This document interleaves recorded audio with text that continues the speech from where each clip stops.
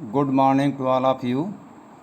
प्यारे बच्चों, आज की ऑनलाइन क्लासेस में हम लोग क्लास 9th लोकतांत्रिक राजनीति का चैप्टर नंबर 2 संविधान निर्माण पढ़ने जा रहे हैं। प्यारे बच्चों, इससे पहले आप लोगों ने इसी पुस्तक का पहला अध्याय पढ़ा था, लोकतंत्र क्या और लोकतंत्र क्यों। उस अध्याय में आपने यह जाना कि लोकतंत्र में शासक लोग मनमानी करने के लिए आज़ाद नहीं हैं। लोकतंत्र में कुछ बुनियादी नियम होते हैं जिनका पालन नागरिकों और सरकार दोनों को करना पड़ता है।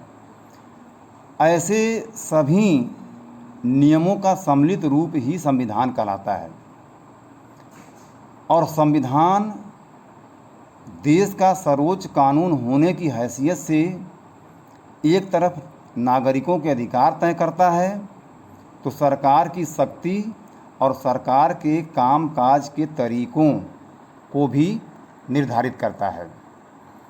तो इस अध्याय में हम लोग ये जानेंगे या पढ़ेंगे कि हमें संविधान की ज़रूरत क्यों होती है, संविधान बनते कैसे हैं, उन्हें कौन बनाता है, कैसे बनाता है और क्या संविधान बन जाने के बाद हालात, स्थितियों और समय के साथ उसमें बदलाव हो सकता है कि नहीं हो सकता है।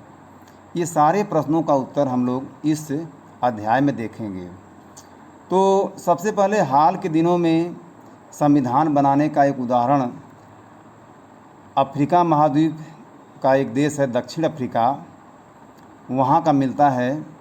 वहाँ क्या हुआ और दक्षिण अफ्रीकी लोगों ने किस तरह अपने संविधान के निर्माण के काम को अंजाम दिया, इसी घटना से हम लोग इस चैप्टर की शुरुआत करेंगे। तो आज की सबसे पहली जो टॉपिक है वो देखिए है दक्षिण अफ्रीका में लोकतांत्रिक संविधान। तो इसमें सबसे पहले एक चित्र भी दिया गया है, ये नेल्सन मंडेला का चित्र है। नेल्सन मंडेला दक्षिण अफ्रीका के प्रथम राष्ट्रपति थे और उनका एक स्टेटमेंट है। इस स्टेटमेंट के साथ इस चैप्टर की शुरुआत की गई है। बड़े ध्यान से इसको समझिएगा, इस स्टेटमेंट को, और फिर हम लोग आगे बढ़ेंगे। नेल्सन मंडेला का वक्तव्य है कि मैंने गोरों के प्रभुत्व के खिलाफ संघर्ष किया और मैंने ही अश्वेतों के प्रभुत्व का विरोध किया। मैंने एक ऐसे लोकतांत्रिक और स्वतंत्र समाज की कामना की है जिसमें सभी लोग पूरे मेल जोल के साथ रहें और सबको समान अवसर उपलब्ध हो। मैं इसी आदर्श के लिए जीवित रहना चाहता हूँ, इसी को पाना चाहता हूँ और आवश्यकता पड़ी तो इस आदर्श के लिए जान भी देने को तैयार हूँ। नेल्सन मंडेला का यह वक्तव्य साबित करता है कि दक्षिण अफ्रीका में श्वेत, अश्वेत और रंगीन चमड़ी वाले कई नस्लों के लोग, कई प्रजातियों के लोग रहते थे और वो सबकी भलाई चाहते थे। लेकिन दक्षिण अफ्रीका की गोरों की सरकार ने उनके इस वक्तव्य के बाद उन पर देशद्रोह का मुकदमा चलाया। उन्हें और उनके 7 अन्य नेताओं को 1964 में रंग भेद से चलने वाली शासन व्यवस्था का विरोध करने के लिए आजीवन कारावास की सज़ा दे दी और 28 वर्षों तक उन्हें दक्षिण अफ्रीका की भयावह जेल, सबसे खतरनाक जेल रूबेन द्वीप में कैद कर दिया गया। अब रंग भेद का मतलब आपको कक्षा 8 में ही बताया गया है कि नस्ल या रंग के आधार पर जब लोगों के बीच भेदभाव किया जाता है तो उसे रंग भेद कहा जाता है। और इस तरह का रंग भेद दक्षिण अफ्रीका में होता था। इसमें आप इस रंग भेद का एक उदाहरण भी देख सकते हैं, लिखा है इस बोर्ड पर देख सकते हैं, danger natives Indians coloured if you enter this premises at night you will be listed as missing. ये 1953 का एक साइन बोर्ड है जिसमें लिखा हुआ है कि खतरा, सभी जो देसी अश्वेत हिंदुस्तानी और रंगीन चमड़ी वाले लोग हैं, अगर तुम रात में इस परिसर में घुसे तो तुम्हें लापता घोषित कर दिया जाएगा। हथियारबंद सुरक्षाकर्मी देखते ही गोली मार देंगे और जंगली कुत्ते लाश को नोच नोच कर खा जाएंगे। यह तुम्हें चेतावनी दी जाती है। यानी कि इस साइन बोर्ड के अनुसार यहाँ पर जाना वर्जित था। किसको वर्जित था? जो लोग अश्वेत थे, काले थे या श्वेत नहीं थे। अब इस तरह की जो रंग भेद की नीति थी उसके खिलाफ दक्षिण अफ्रीका के लोगों ने संघर्ष किया और दक्षिण अफ्रीका पर चूँकि यह व्यवस्था यूरोप के गोरे लोगों ने लादी थी। और आपको पता होना चाहिए कि जिस तरह से आपके देश में अंग्रेज़ पहले व्यापार करने आए थे और फिर यहाँ पर धीरे धीरे वे शासक बन बैठे, उसी तरह से 17वीं और 18वीं सदी में व्यापार करने आई यूरोप की कंपनी ने दक्षिण अफ्रीका को भी उसी तरह से अपना जो है गुलाम बना लिया, जैसे आपके देश को गुलाम बनाया था। लेकिन थोड़ी सी स्थिति अलग है कि आज़ादी के बाद यहाँ से तो अंग्रेज़ चले गए, लेकिन अफ्रीका में काफ़ी बड़ी संख्या में गोरे लोग दक्षिण अफ्रीका में ही बस गए और उन्हें स्थानीय शासन को अपने हाथों में उन्होंने ले लिया और रंग भेद की राजनीति ने लोगों को उनकी चमड़ी के रंग के आधार पर बांट दिया। दक्षिण अफ्रीका के स्थानीय लोगों की चमड़ी का रंग काला होता था। थोड़ा सा हम लोग वहाँ के समाज और लोगों के बारे में देख लेते हैं। वहाँ के स्थानीय लोगों का रंग काला होता था, वे अश्वेत थे। अश्वेत में तो और भी हैं, लेकिन ये काले थे। आबादी में उनका हिस्सा 3/4 था, यानी सबसे अधिक संख्या में भी थे। उन्हें अश्वेत कहा जाता था। श्वेत और अश्वेतों के अलावा वहाँ मिश्रित नस्लों, जिन्हें रंगीन चमड़ी वाला कहा जाता था, और भारत से आए लोग भी थे। तो गोरे शासक के अलावा शेष सबको छोटा और नीचा माना जाता था। इन्हें वोट डालने का अधिकार भी नहीं दिया गया था। तो इस तरह से आप पाएंगे कि जो मुट्ठी भर कम संख्या में श्वेत थे, वे बहुसंख्यक अश्वेत लोगों पर शासन कर रहे थे और उनके साथ ज्यादती कर रहे थे। अब ज्यादती क्या कर रहे थे, देखिए, ये भी समझ लीजिए। गोरों की बस्तियों में अश्वेतों को रहने की इजाज़त नहीं थी। परमिट होने पर ही वे वहाँ जाकर काम कर सकते थे। रेलगाड़ी हो, बस हो, टैक्सी हो, होटल, अस्पताल, स्कूल, कॉलेज, पुस्तकालय, यानी सर्वत्र गोरे और काले लोगों के लिए अलग अलग व्यवस्था की गई थी।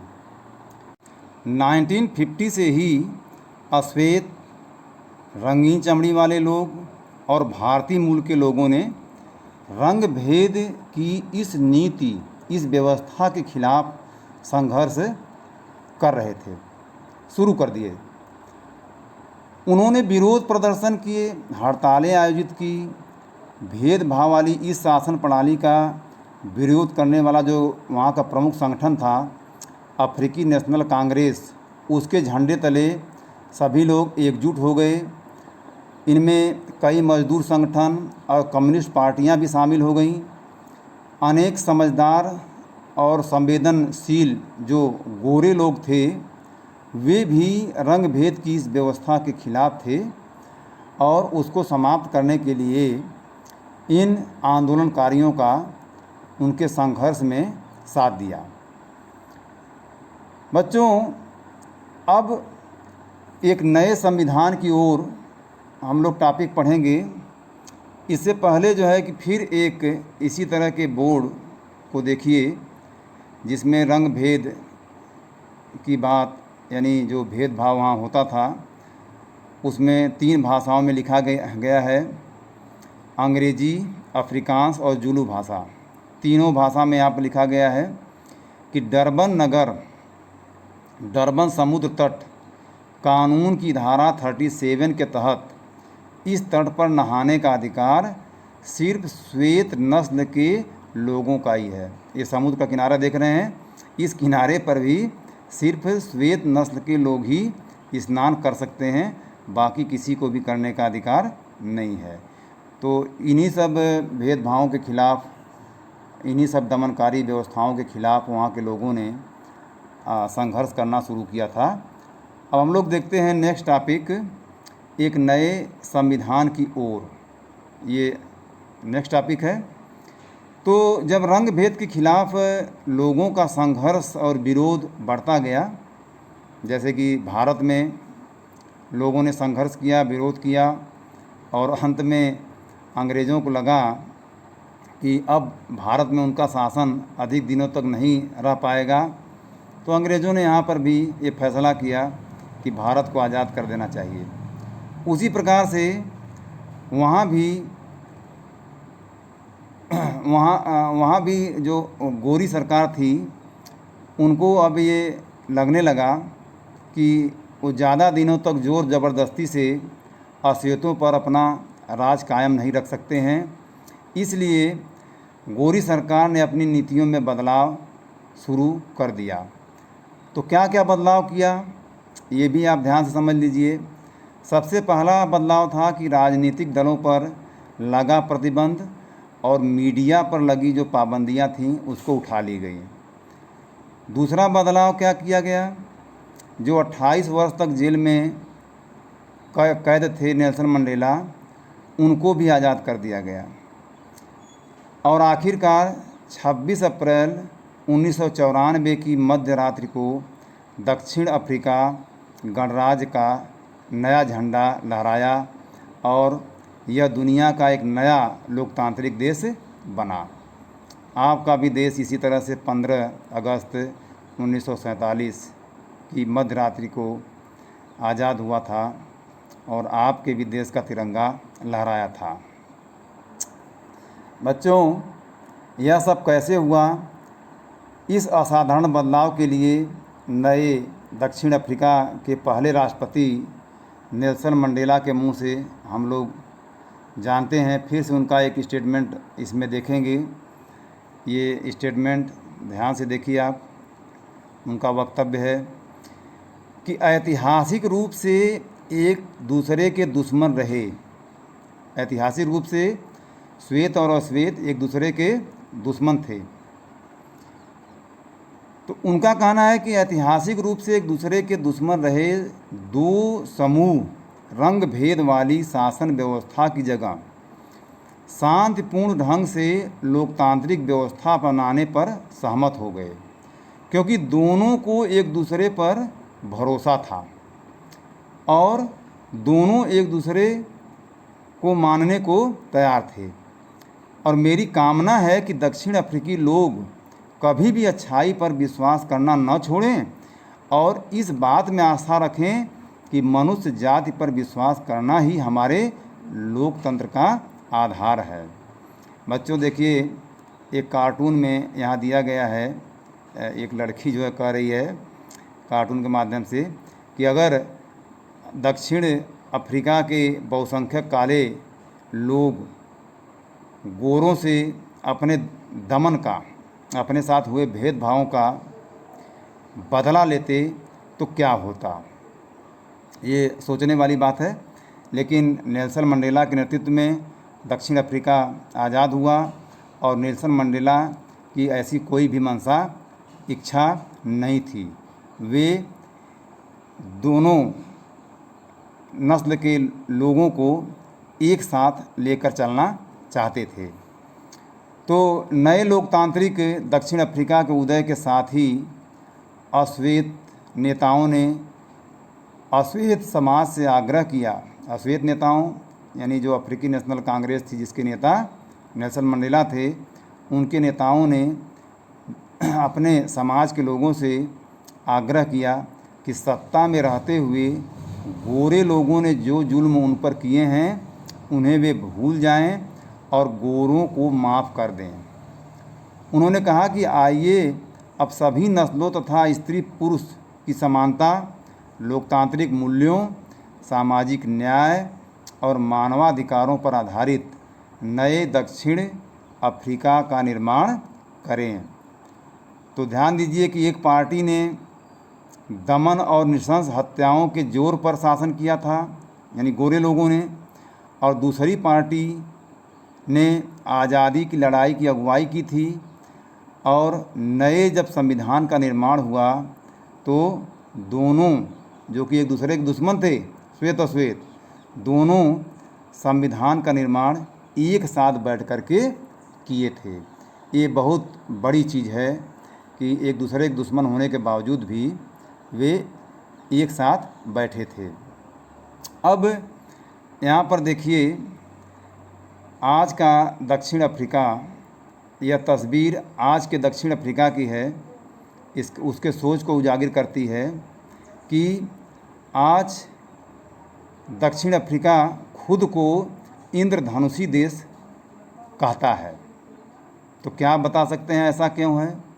अब इसमें देखिए, इस पूरे चित्र में कितने रंग के लोग जो है एक साथ मिल कर के रह रहे हैं। इससे ये साबित हो जाएगा कि वहाँ के लोग अपने आप को इंद्रधनुषी देश का कहते हैं। अब इसमें थोड़ा और आगे बढ़ते हैं और देखते हैं कि वहाँ का जो संविधान बना दक्षिण अफ्रीका का, उसमें उस संविधान को आज दुनिया भर में एक लोकतांत्रिक जो देशों में संविधान बनता है वो मॉडल के रूप में देखा जाता है।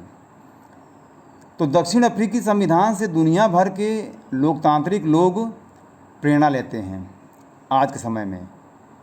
और 1994 तक जिस देश की दुनिया भर में अलोकतांत्रिक तौर तरीक़ों के लिए आलोचना की जाती थी, निंदा की जाती थी, आज उसे लोकतंत्र के मॉडल के रूप में देखा जाता है।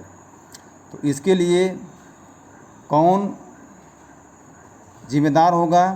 तो निश्चित तौर पर वहाँ अश्वेत लोगों की जो अच्छी सोच थी, उसी के कारण ये सब संभव हो पाया। और अश्वेत लोग पुराने कड़वे अनुभवों को भूल करके एक इंद्रधनुषी समाज, इंद्रधनुषी बार बार क्यों आ रहा है? इंद्रधनुष में बहुत सारे रंग होते हैं। दक्षिण अफ्रीका में भी बहुत सारे रंग के लोग, नस्ल के लोग रहते थे, इसलिए इस शब्द का प्रयोग बार बार हो रहा है। तो इंद्रधनुषी समाज बनाने में एक सबक के रूप में प्रयोग करने की समझदारी दिखाते हैं, या दिखाने के कारण ही यह संभव होता है। तो फिर से हम लोग ये जो नेल्सन मंडेला थे, संविधान बनने के बाद उनका एक स्टेटमेंट है, उन्हीं शब्दों में समझते हैं कि दक्षिण अफ्रीका का संविधान इतिहास और भविष्य दोनों की बातें करता है। एक तरफ तो यह एक पवित्र समझौता है कि दक्षिण अफ्रीकी के रूप में हम एक दूसरे से यह वादा करते हैं कि हम अपने रंगभेदी, क्रूर और दमनकारी इतिहास को फिर से दोहराने की अनुमति नहीं देंगे। यानी अब जो लोकतांत्रिक व्यवस्था हुई है वो पहले की तरह कोई भी भेदभाव या दमनकारी नीति नहीं अपनाएगी। यह अपने देश को इसके सभी लोगों द्वारा वास्तविक अर्थों में साझा करने का घोषणा पत्र भी है। श्वेत और अश्वेत, स्त्री और पुरुष, यह देश पूर्ण रूप से हम सभी का है। तो यह जो है कि नेल्सन मंडेला का वक्तव्य था। अब हम लोग अपने देश का भी थोड़ा देखेंगे, या किसी भी लोकतांत्रिक देश में संविधान की आवश्यकता क्यों होती है। अब इस प्रश्न का उत्तर हम लोग इस टॉपिक में खोजेंगे। लेकिन आज के लिए बस इतना ही। हम लोग फिर मिलेंगे कल। तब तक के लिए थैंक यू वेरी मच।